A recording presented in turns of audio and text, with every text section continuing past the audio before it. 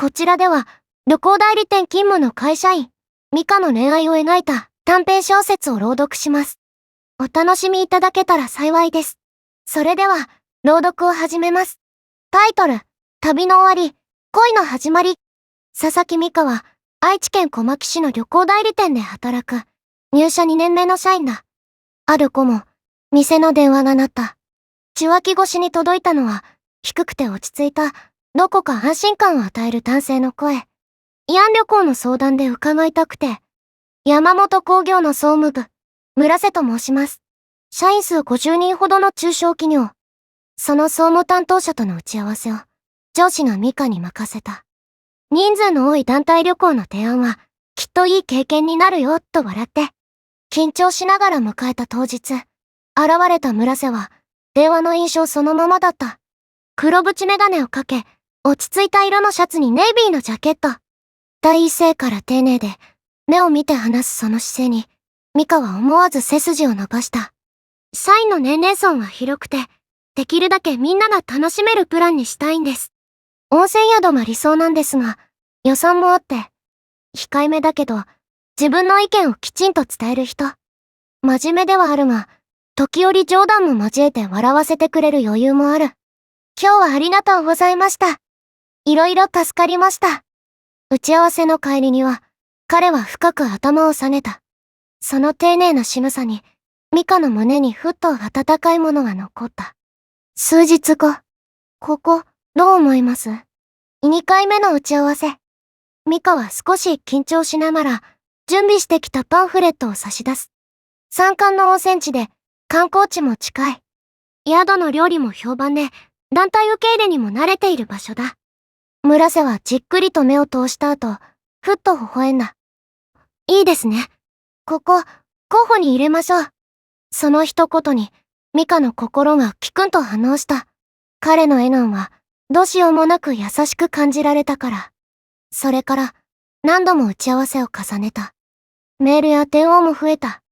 やりとりのすべては仕事の内容だったけれど、彼からの返信を待つ時間は次第に楽しみに変わっていく。私、この人のこと、少しずつ気になってるのかも。自分でも気づかないうちに気持ちは仕事の枠を超えて膨らんでいた。旅行当日、ミカは添乗員として同行した。バスの中は和やかな雰囲気で、旅館でも進行はスムーズ。村瀬は社員たちへの説明も手際よく、常に全体を気遣っていた。そして、ミカにも、佐々木さん、本当にありがとう。おかげでうまくいってます。夕食後の控室でそう言われたとき、胸の奥がじんわりと熱くなった。彼の目が、まっすぐに自分を見ている。あの瞬間、ミカはその視線から目をそらせなかった。その夜、旅館の布団に横になっても、村瀬の言葉が何度も思い出された。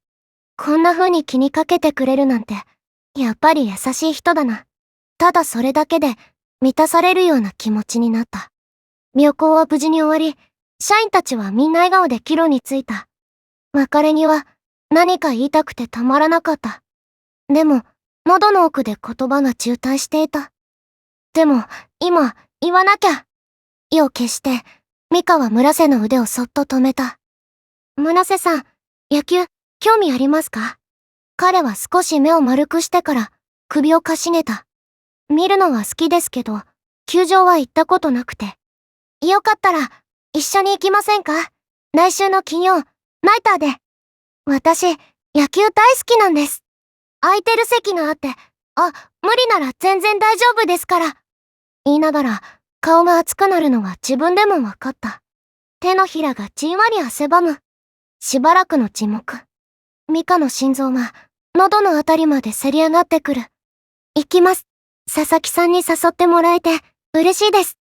その答えに張り詰めていた心がぐわっとほどけていくのを感じた。思わず笑みがこぼれた。ナイターの夜、球場は熱気と歓声に包まれていた。村瀬は目を輝かせてグラウンドを見つめながら何度も驚きの声を漏らした。すごいですね。こんなに楽しいとは。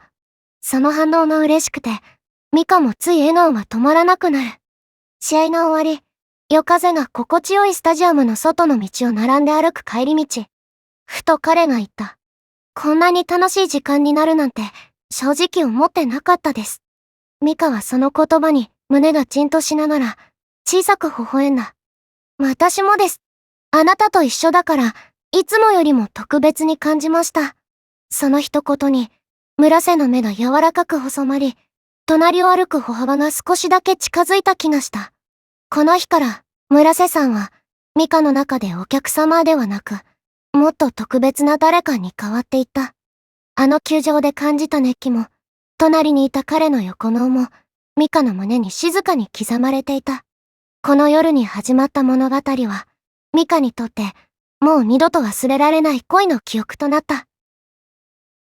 今回はですね、リスナーの方からいただいた短編諸説、旅の終わり、恋の始まりの抜粋、これをちょっと深掘りしていこうと思います。はい。旅行代理店で働く、佐々木美香さん。20歳で入社2年目。この美香さんが仕事で出会った村瀬さんという男性と、どう関係が進んでいくのか、その心の動きを見ていきたいなと。なるほど。職場での出会いから恋愛へですか？これは興味深いテーマですね。資料を見ると、最初の電話からデートに至るまでの流れが結構細かく書かれてるんですよね。そのプロセスが丁寧に描かれてますね。美香さんの視点で追っていくと、いろいろ見えてきそうです。まず物語の始まりなんですけど、美香さんの会社に山本工業の村瀬さんから社員旅行の相談電話がかかってくると。はいはい。で、第一印象が声だけだったと。低くて落ち着いて安心感を与える声。これ声だけでいいなって思うこと結構ありません？ありますね。すごくあります。声が見えないからこそ、声のトーンとか話し方とかがもう相手のイメージを作っちゃいますよね。ですよね。で、ここで面白いのは、この安心感っていうのが後々の展開の伏線みたいになってるんですよね。なるほど。期待感がそこで生まれてるわけです。で、いよいよ初対面。実際に会ってみたら、村瀬さん電話の印象そのまま。丁寧で落ち着いてて。で、美香さんはその丁寧さとか真面目さ、あと時々見せるユーモア、それにちゃんと目を見て話す姿勢に惹かれていくと。なるほど。控えめだけど自分の意見をきちんと伝える人っていう描写もあって、でもこれ仕事相手じゃないですか。どこからが仕事でどこからが個人の感情になるんでしょうね。そこすごく大事なポイントですね。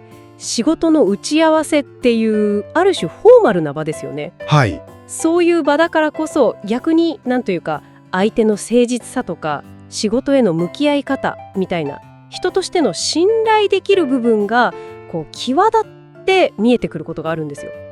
だから美香さんの場合も村瀬さんの真面目な態度が単なる仕事の評価じゃなくて人間的な魅力として響いたんじゃないかなって。なるほど。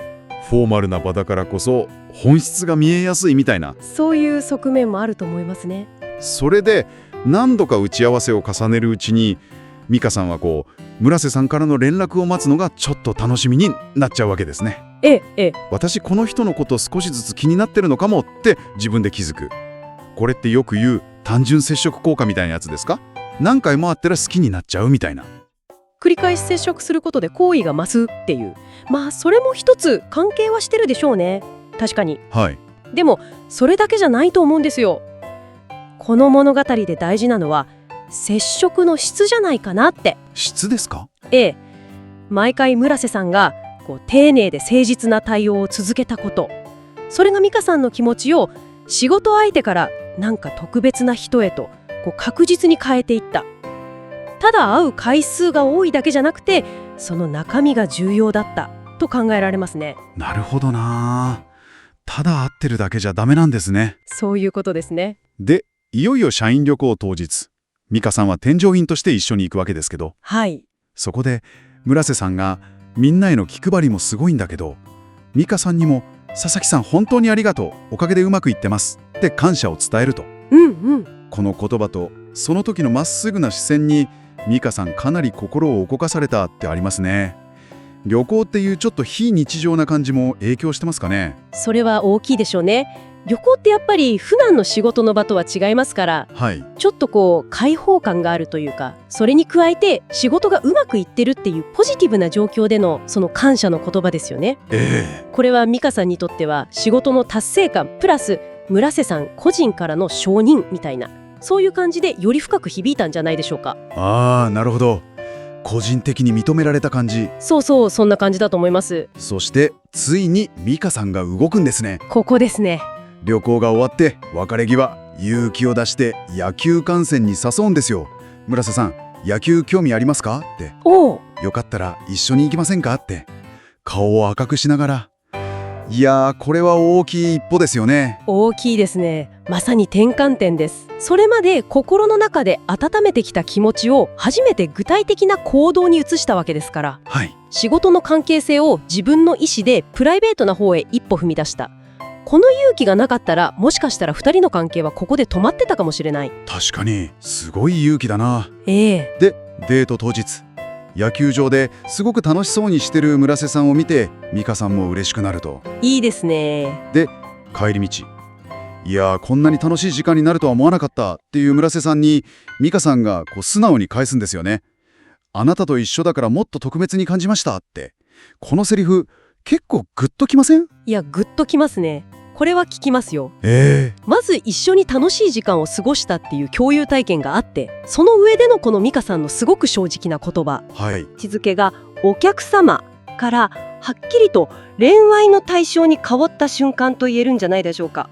なるほどな。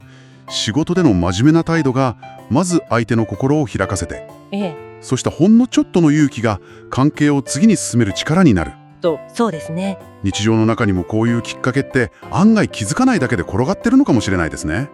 意識してみると、普段の何気ないやり取りの中に関係性を変えるかもしれない小さなサインとかチャンスとかが意外と隠れてるのかもしれません。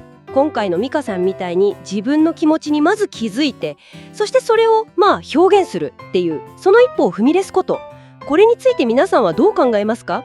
ご自身の経験なんかと重ねてみるのも何か発見があるかもしれませんよ。最後まで聞いていただきありがとうございます。ミカのプロフィールはこちらです。20歳、旅行代理店に勤務する会社員です。